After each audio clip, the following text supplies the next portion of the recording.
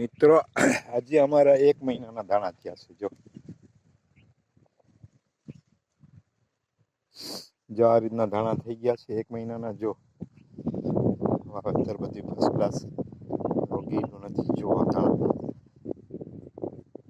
જો 1 મહિનાના દાણા થઈ ગયા છે. અમારી ખેતી જો બધી બાજુ લીલી ચાદર ઓઢાઈ ગઈ છે. અમારા ઘઉં છે, જો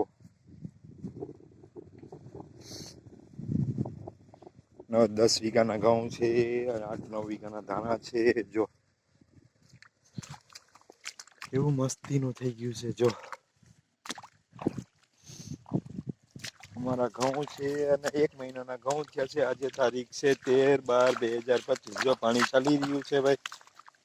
અને આ ઘઉંમાં દેખો, આ જો પાણી ચાલી રહ્યું છે.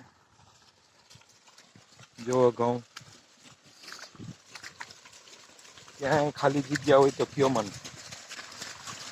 પૂરી પ્લાનિંગથી વાવેલા છે.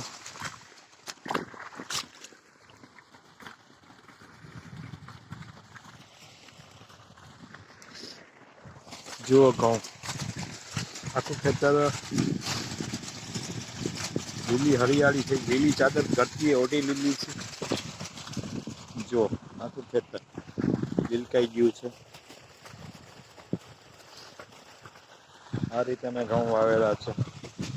7 આયરુમાં ઘઉં છે. અત્યારે આ રીતે પાણી આવી રહ્યું છે.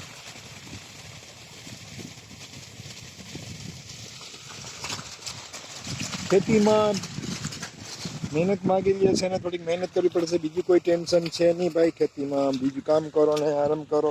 અમે સિટીમાં રખડીએ હમણાં તો ક્યાંય હવા પણ તડકો ન મળ્યો. 8 દિવસ તમે દવાખાને જઈ એવા પણ ક્યાંય તડકો ન મળ્યો. અમે બીમાર પડી ગયા ભાઈ ક્યાં ગયા તો રાજકોટ.